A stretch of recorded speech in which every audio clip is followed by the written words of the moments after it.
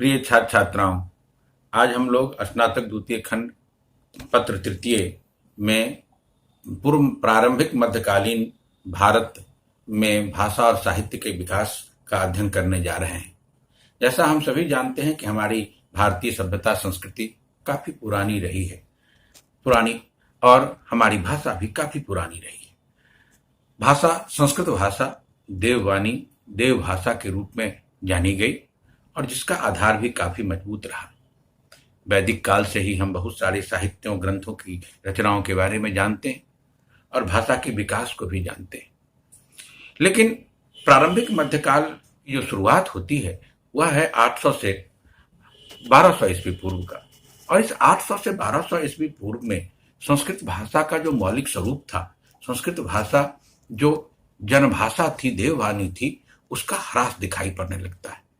इतना ही नहीं, 6ठी सदी ईस्वी पूर्व में जैन और बौद्ध धर्म के आगमन के साथ ही पाली और प्राकृत भाषाओं का विकास हुआ और पाली और प्राकृत भाषाओं का भी ह्रास दिखाई देने लगा और धीरे धीरे अपभ्रंश भाषा का विकास सामने आया। अब सवाल उठता है, ये अपभ्रंश क्या है? अपभ्रंश संस्कृत, जैन और बौद्ध धर्म के समय में जो भाषाएं सामने आई, पाली और प्राकृत, उन भाषाओं का भी ह्रास हुआ और ह्रास के साथ ही धीरे धीरे क्षेत्रीय भाषाओं का विकास सामने आया, अपभ्रंश का विकास सामने आया, और जिसकी जानकारी हमें पतंजलि के महाभाष्य और नाट्य शास्त्रों में मिलती है कि अपभ्रंश शब्दों का प्रवेश शुरू हो गया।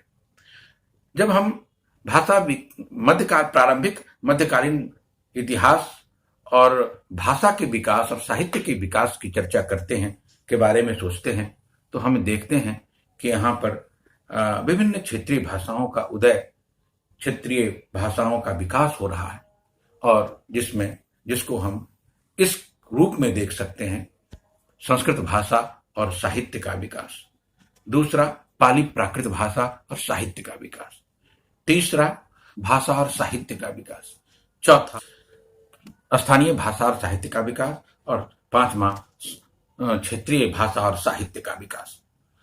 अब हम संस्कृत साहित्य और भाषा के विकास पर दृष्टि डालने का प्रयास करेंगे।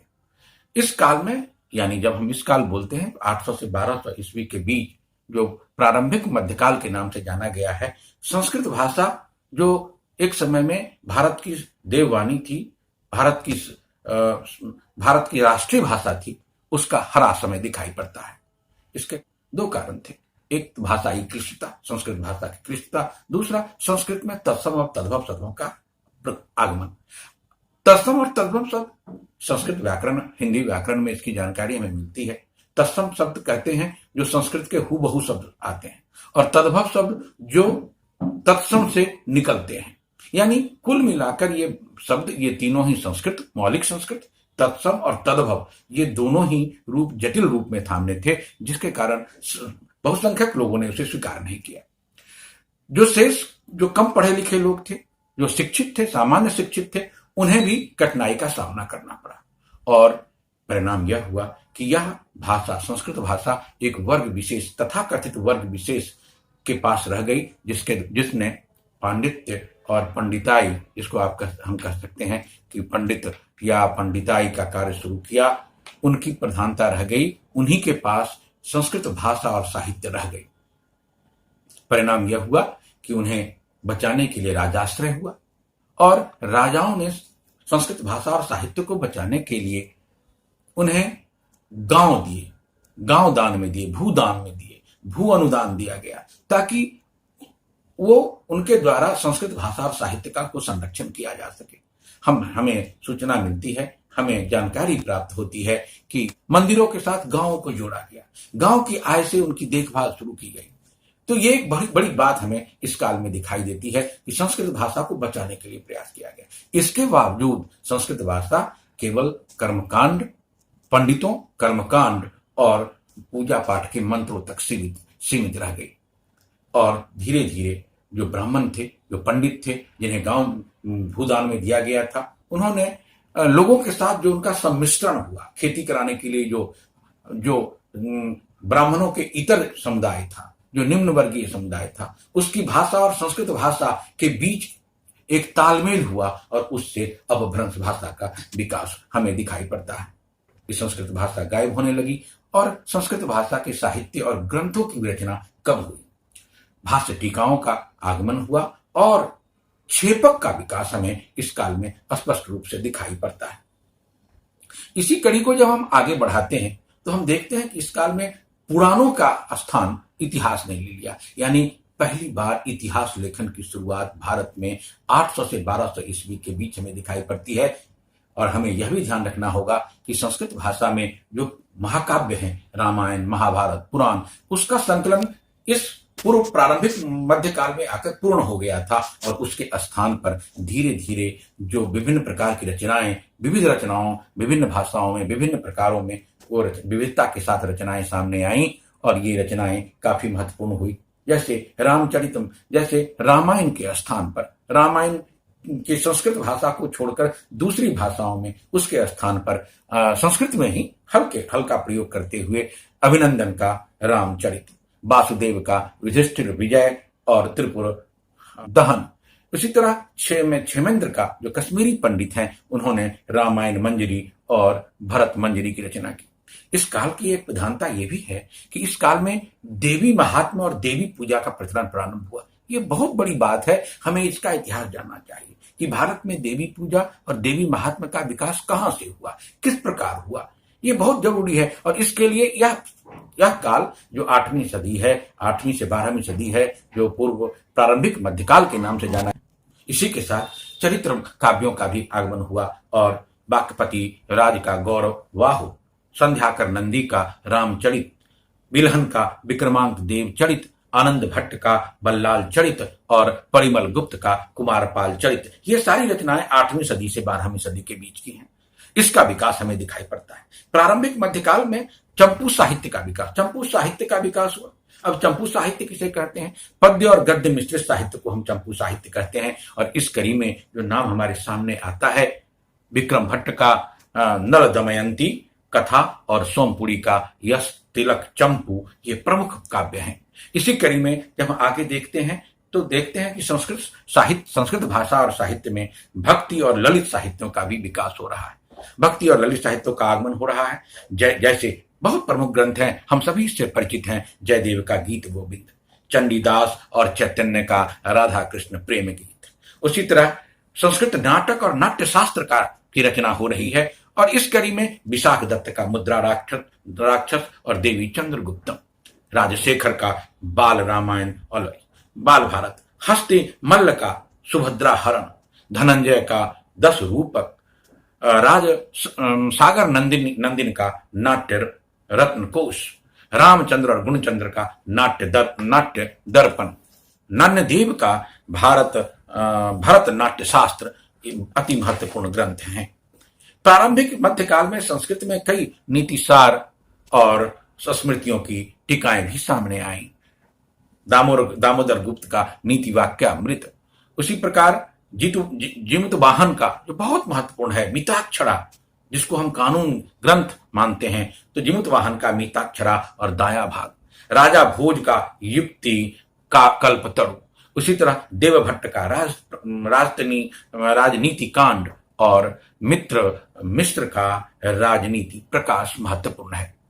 संस्कृत प्रारंभिक मध्यकाल में संस्कृत भाषा में शब्दकोश और काव्य शास्त्रों की भी रचना हमें मिलती है। मैत्र रक्षित का धातु प्रदीप, बामन का काव्य अलंकार सूत्र, राजशेखर का काव्य शास्त्र या काव्य मीमांसा। पूर्व मध्यकाल में संस्कृत भाषा में विज्ञान और तकनीकी के क्षेत्रों में भी रचनाएं सामने आई। चिकित्सा शास्त्र में धन्वंतरी का निघंटु, नागार्जुन का रस रत्नाकर, उसी प्रकार चक्रपाणी दत्त का चरक और सुश्रुत पर टीका। इसी प्रकार हम देखते हैं कि 9वीं सदी में महावीर जो मैसूर के थे, उन्होंने गणित सार संग्रह की रचना की। भास्कर का सिद्धांत शिरोमणि, मुजाल का लघुमानस, सतानंद का भास्वती जो सूर्य सिद्धांत पर था, और महान गणितज्ञ श्रीधर का त्रिशती का जो गणित, जिसे गणित सार भी माना जा सकता है, अति महत्वपूर्ण रचनाएं थी। इसके बावजूद पूर्व प्रारंभिक मध्यकाल को हम यह मानते हैं कि यह विज्ञान और तकनीकी से इस काल में जो रचनाएं आई वो उतनी समृद्ध नहीं थी जितना कि पूर्व में गुप्त काल और उसके पूर्व की थी। इसी कड़ी में संस्कृत भाषा और साहित्य के क्षेत्र में भी हम देखते हैं कि पुराणों का स्थान अब इतिहास ने लेना शुरू किया, और इतिहास के में सबसे प्रमुख 12वीं सदी में कल्हण के द्वारा, जो कश्मीर के थे और उन्होंने कश्मीर का इतिहास लिखा, राजतरंगिणी काफी महत्वपूर्ण है और जिसे हम भारत का पहला ऐतिहासिक ग्रंथ मानते हैं। भारत का पहला वैज्ञानिक इतिहास लेखन के नाम से जो जाना गया है, स्वीकार किया गया है। इसी प्रकार पाली भाषा और साहित्य का भी ह्रास हुआ इस काल में, और हमें यह ध्यान देना होगा कि प्राकृत भाषा को जैनियों ने बचाने का प्रयास किया। जैनियों के प्रयास से प्राकृत भाषा को कुछ इस काल में बचाने का काम हुआ, और इसमें कुछ प्रमुख रचनाएं सामने आई, जैसे हरिभद्र का धूर्ताख्यान, धनेश्वर का सुरासुंदरी चरित, गुणचंद्र का महावीर चरित, हेमचंद्र का कुमारपाल चरित। ये कुछ ग्रंथ ऐसे हैं जो प्राकृत भाषा में थे और इनको जैनियों ने ही बचाया, और जैनियों के सिवा अन्य के द्वारा इसे स्वीकार नहीं किया गया, अंगीकार नहीं किया गया, जिसके कारण प्राकृत भाषा का समापन हो गया। तीसरा, अपभ्रंश भाषा और साहित्य। जैसा मैंने पहले भी कहा कि संस्कृत और स्थानीय भाषाओं के मिलन से अपभ्रंश भाषा साहित्य का विकास हुआ। क्योंकि बहुसंख्यक इसको पसंद करने वाले थे, बस बहुसंख्यक इसको जानने वाले थे, इसलिए इसका विकास होने लगा। और इसके विकास के पीछे की कहानी वही है कि ब्राह्मणों की, जो ब्राह्मण थे, जो पढ़े लिखे लोग थे, जिन्हें भूत अनुदान दिया गया था, मंदिरों की रक्षा सुरक्षा और पूजा पाठ के धार्मिक कार्यों के लिए गांव दिए गए थे। गांव में खेती के लिए ब्राह्मणों को निम्न जातियों से संरक्षण का सहयोग लेना पड़ा, और उस सहयोग लेने के क्रम में जो दोनों के बीच वार्तालाप हुई, संस्कृत और स्थानीय भाषा के बीच जो वार्ता हुई, उस वार्ता के से अपभ्रंश भाषा का जन्म हुआ, और इसका प्रभाव धीरे धीरे बढ़ता ही गया।